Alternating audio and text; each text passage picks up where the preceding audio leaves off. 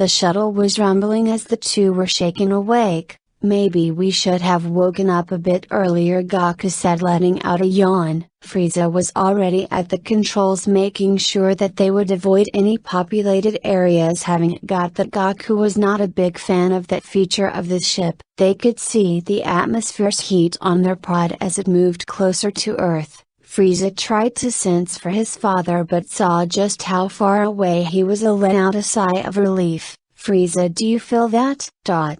That power? Frieza didn't know what Goku was talking about, as he had just scanned the surrounding area and found nothing. But as he glanced over his shoulder, he could see the look of focus on Goku's face, which meant that this power was significant enough to warrant his attention. So Frieza focused again, letting the sounds of the capsule hitting the atmosphere and the wailing of alarms began to fade. He could only hear his heartbeat. Then he sensed it. An immense power, much like Goku's own, that somehow seemed to be disguised. I feel it, he said, looking back down at the Earth. To think someone that strong was also on this planet. Meanwhile, down on the Earth, Trunks had been surprised when he had seen the sight of Goku's capsule coming much earlier than expected. But he gave no time to those thoughts as he rushed towards the location at full speed. He was releasing a large amount of power of purpose to draw the Z fighters to himself. It was a while later and he thought of stopping and just finding Goku, but then he sensed Piccolo on his tail, making sure to keep his power level low. Trunks could only guess this was to not come off as hostile. It took longer, but slowly but surely more and more of the Z fights started appearing on the horizon. He settled in and accelerated more.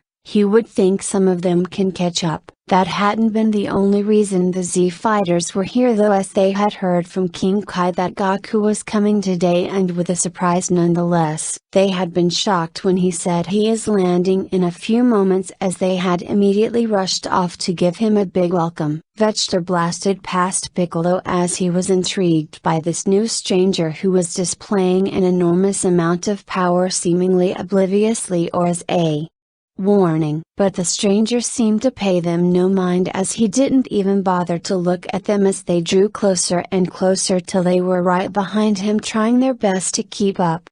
Stay close, I know where Goku is going to land. That was even more suspicious. Who the hell are you, new guy? Dian asked, watching him closely. Trunks simply replied, a friend. Name's Trunks, but that just made Vegeta scoff. A friend?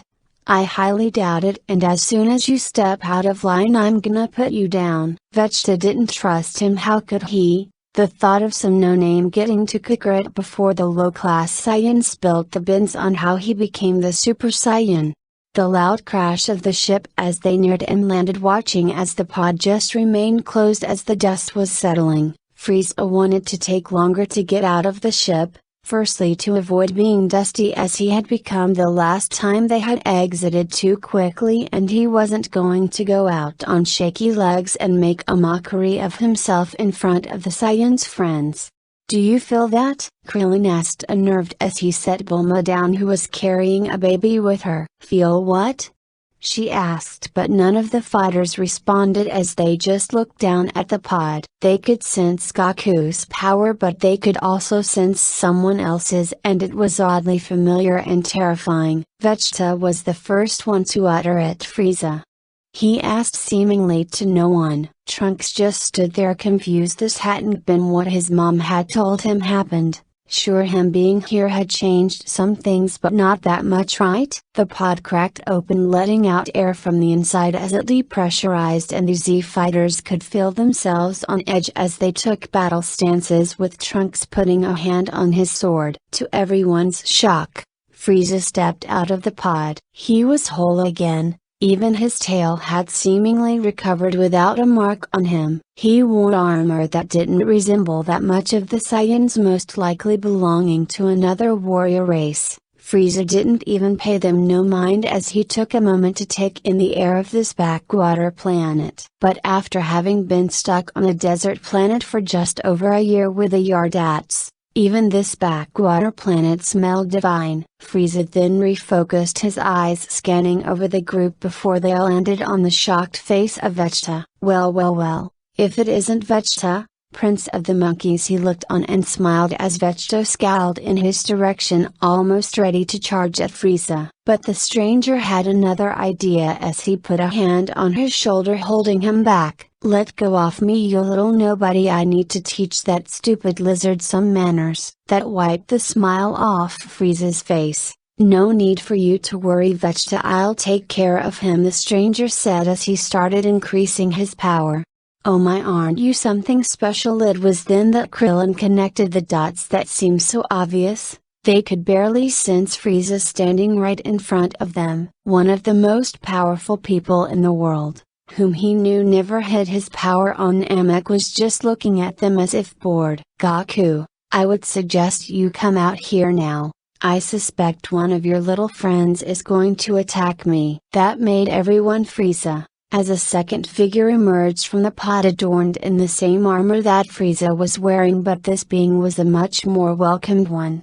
"Goku!" Krillin screamed as he wanted to run down to his best friend, but his foot was held mid-flight by the stranger that just looked at the pair oddly. "This is really not what Mom told me happened. She said he was half robot and he came with his father." Goku came too late to save everyone from him, which made the android invasion easier.